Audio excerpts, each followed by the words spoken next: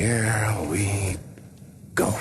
On this week's Making the Movie, summer gets serious and a whole lot darker as Batman takes on the pasty-faced freak that is the Joker in the follow-up to 2005's Batman Begins. Join Christian Bale, Maggie Gyllenhaal, Aaron Eckhart, Gary Oldman and director Christopher Nolan as they bring us the exclusive lowdown on The Dark Knight. It's simple.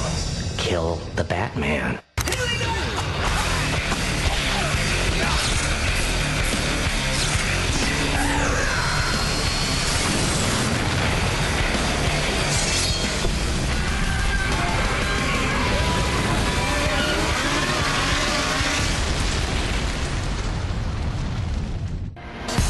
Fed up with the mundane sequels and superhero retreads that Hollywood has served up so far this summer? No! Well, ripping into that blanket of bland is The Dark Knight, reuniting Christian Bale with director Christopher Nolan, who returned to a crime-ridden Gotham City. This town deserves a better class of criminals. Coming up over the next 30 minutes, Christian Bale reveals the comforts of the redesigned Batsuit.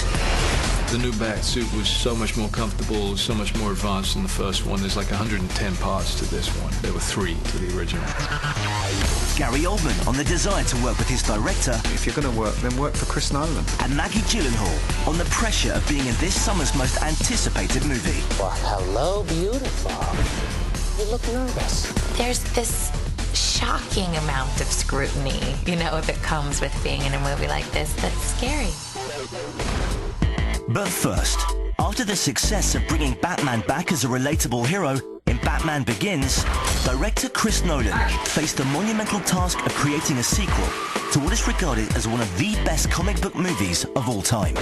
I was a little unwilling to do a sequel. I was a little worried about doing a sequel because we'd taken a lot of risks with Batman Begins. We'd done something we felt was quite different and got away with it. People seem to like it. So there is a party that thinks, well, why roll those dice again? But ultimately, you want every film to be a challenge, and the challenge of making a sequel, something I'd never done before, the challenge of trying to build on what we'd done and do something better, you know, that started to appeal to me. And that appealing nature spilled over to his returning leading man. I knew with Chris that he wouldn't bother making a sequel if it wasn't going to surpass and improve upon the first one. With the success with Batman Begins, we had that extra confidence in that for this second one, The Dark Knight, that we could push it further and that we could create what people call, you know, a blockbuster movie. Has all the spectacle of that, has the stunts, the explosions and everything. But, you know, none of that means anything if you don't have a great story. Striking out from the story of the first movie, we meet a very different Bruce Wayne and Batman this time around. People are dying, Alfred. What would you have me do? Endure, Master Wayne. Take it. They'll hate you for it, but that's the point of Batman. He can be the outcast. He can make the choice that no one else can make. The right choice. In the original, we saw somebody who was trying to attain the power to enact good. He still has the same conflicts within himself, you know, of the demonic side, the shadow side, and he strikes fear, and he uses his own fear against his opponents. He has a propensity for violence. He has a great deal of rage. It's something which he uses and channels into this creature of the Batman that he creates, but also something that he has to really rein in because he wants to stay true to the altruism that his parents had, and he wants to effect change for the good. Unshackled from the origins, Nolan has added Aaron Eckhart's district attorney Harvey Dent. I knew the risk when I took this job, Lieutenant. Maggie Gyllenhaal takes over as love interest Rachel Dawes. You can't ask me to wait for that. And Michael Caine, Morgan Freeman and Gary Oldman's good cop Lieutenant James Gordon all return. But it's the arrival of one of cinema's most iconic villains that raises the stakes. Good evening, ladies and gentlemen. The Joker is bent on holding up a mirror to Gotham society and showing this hypocrisy.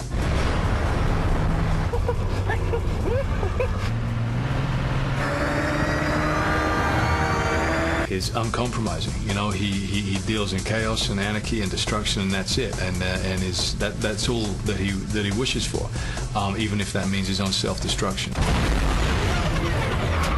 Now there's a Batman. How how do you beat somebody who is happy for themselves to die?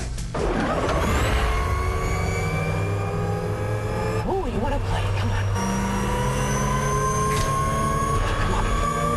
I really just got hooked by the notion of wanting to see the Joker in this telling, in this environment. The tease at the end of Batman Begins, which we really only had there, you know, as an exciting thing for the end of that movie. Here's my card. I got hooked by that tease, that notion of, okay, we've established a more real telling of Batman's story, a grittier, you know, more real-world view of it. Who would the Joker be in that? So what are you proposing? It's simple. Kill the Batman. And donning the legendary makeup was Heath Ledger, who died earlier this year at just 28, and for whom the Joker represents his last completed work. I met with Heath, and we were very much on the same page in terms of what it would need to be. Had to be very different from what had been done before. It had to be less comedic. It had to be threatening, genuinely frightening. No! And it had to be based on the reality of a force of pure anarchy. Somebody who stands purely for chaos, somebody who simply wants to tear down the world around him. Heath completely got that and had this quality of fearlessness. He could do it, he knew he could do it, and told me as much, and that was enough for me. While the Joker wreaks chaos and fear, Bruce Wayne is seeking as normal life as possible, but finds himself needed more than ever as Batman, who alongside Harvey Dent and Lieutenant Gordon form an allegiance in order to fight crime in Gotham City. If I get him to you, can you get him to talk? I'll get him to sing. In this one, what we have is somebody who is looking for a way out. He doesn't want to be Batman forever. The more time he spends on the Batman creature, the more that Bruce Wayne's life suffers. Know your limits, Master Wayne. Batman has no limits. Well, you do, sir. Well, can't afford to know him. And what's going to happen on the day that you find out? We all know how much you like to say, I told you so. On that day, Master Wayne, even I won't want to. Probably. He's looking to somebody to help him get out of this, and he sees that potential in Harvey Dent. We're going after the mob's life savings. Things will get ugly. I knew the risk when I took this job, Lieutenant. Gotham City is in the midst of a huge crime wave. The citizenry is afraid to go out in the streets.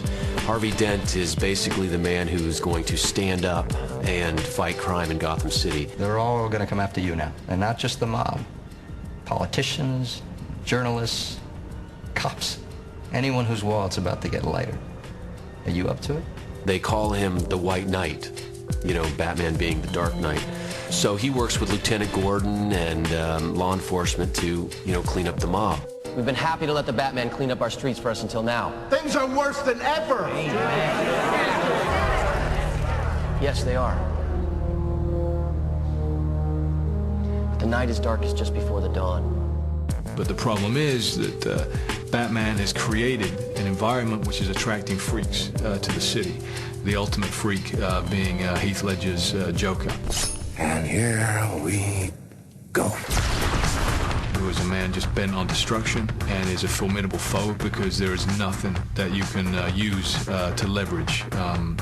Well, hello, beautiful.